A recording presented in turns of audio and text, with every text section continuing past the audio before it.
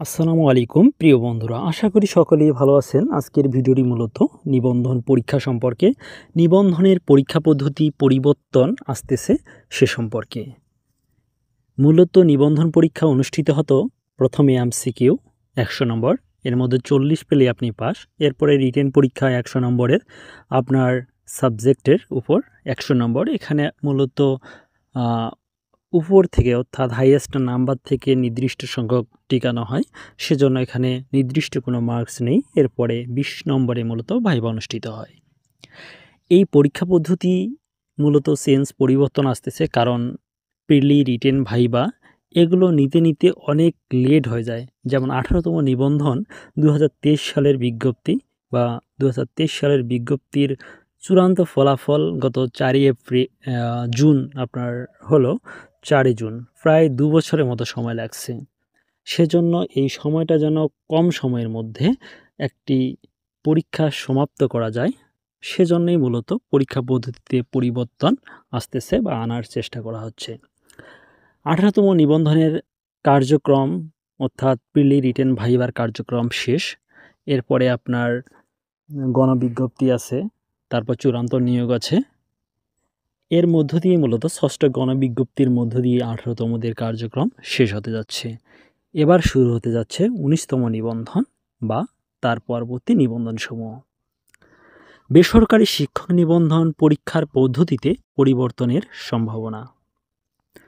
বেসরকারি শিক্ষা প্রতিষ্ঠানে শিক্ষক হিসাবে নিয়োগ পেতে হলে এনটিআরসিএ নিবন্ধন সনদ অর্জন করা বাধ্যতামূলক। এই সনদ অর্জনের জন্য এখন পর্যন্ত 3টি ধাপে পরীক্ষা অনুষ্ঠিত। 1 নম্বরে প্রিলিমিনারি, যেটি 100 নম্বরের। অবশ্যই আপনাকে 40 নম্বর পেতে হবে রিটেন পরীক্ষা অংশগ্রহণের জন্য। এরপরে 2 নম্বরে রয়েছে লিখিত পরীক্ষা, সেটিও সাবজেক্ট ভিত্তিক হয়। এবং 3 নম্বরে রয়েছে মৌখিক পরীক্ষা, যেটি 20 নম্বরের অনুষ্ঠিত হয়ে থাকে।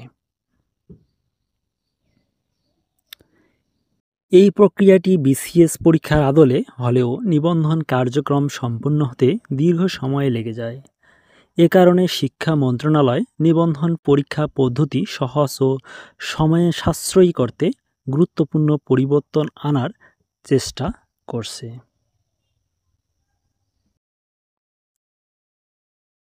সম্ভাব্য পরিবর্তন কি?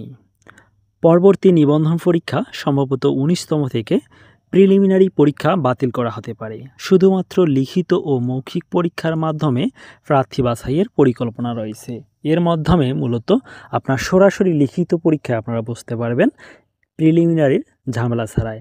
প্রিলিমিনারি পরীক্ষা, তার রেজাল্ট, এরপরে লিখিত পরীক্ষার রেজাল্ট, এরপরে ভাইবা রেজাল্ট, এগুলো করতে করতে আপনার 1 বছর, 1.5 বছর, 2 বছর লেগে যায়। যে কারণে একটা নিবন্ধন পরীক্ষা শেষ করতে বিশাল সময় লাগে।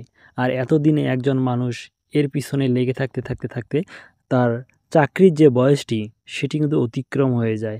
যে কারণে মূলত এবার সময় যেন কম লাগে, সময় সাশ্রয় হয়, কম সময়ের মধ্য দিয়েই যেন একটা নিবন্ধন পরীক্ষা শেষ হয়, সেজন্যই মূলত এই কার্যক্রম চালু হতে যাচ্ছে। নীতিগত অগ্রগতি। শিক্ষা মন্ত্রণালয় ইতিমধ্যে নীতিগত অনুমোদন দিয়েছে যে প্রিলিমিনারি পরীক্ষা বাদ রিটেন এবং ভাইভা অনুষ্ঠিত হবে। বিষয়টি এখনও জনপ্রশাসন মন্ত্রণালয় ও আইন মন্ত্রণালয়ের লেজিসলেটিভ শাখার মতামতের অপেক্ষায় রয়েছে। তাদের মতামত পাওয়ার পর এনটিআরসিএ বোর্ড সভায় চূড়ান্ত সিদ্ধান্ত নেওয়া হবে। আপনারা এটি ধারণা করতে পারেন বা মনে করিয়ে নিতে পারেন যে প্রিলিমিনারি পরীক্ষা এখন থেকে আর হবে না। আপনারা ডিরেক্ট রিটেন পরীক্ষা দিবেন এবং ভাইভায় অংশগ্রহণ করবেন। আমি মনে করি ব্যক্তিগতভাবে এটি খুবই একটি ভালো দিক। এখানে বিশেষ করে অনেকেই খারাপ মন্তব্য করবে, যারা হয়তোবা অনলাইন বা অফলাইনে আপনাদের কোচিং ব্যবসার সাথে জড়িত বা নিবন্ধনের জন্য ব্যাপক হারে টাকা ইনকাম করতেছে, এরা এটার নেগেটিভ দিক তুলে ধরবে। আমি মনে করি এটা অনেক গুরুত্বপূর্ণ এবং খুবই একটা ভালো দিক, যেন প্রতিটি পরীক্ষার্থী খুব অল্প সময়ের মাধ্যমে একটি নিয়োগ প্রক্রিয়া শেষ করে মূলত তারা যেন চাকরি পেতে পারে, তাদের যেন কর্মসংস্থান হয়। ভালো থাকুন, সুস্থ থাকুন, আর অবশ্যই চ্যানেলটি সাবস্ক্রাইব করবেন, পেজটিতে ফলো দিবেন পরবর্তী আপডেট পাওয়ার জন্য। আসসালামু আলাইকুম ওয়া রাহমাতুল্লাহি ওয়া বারাকাতুহু।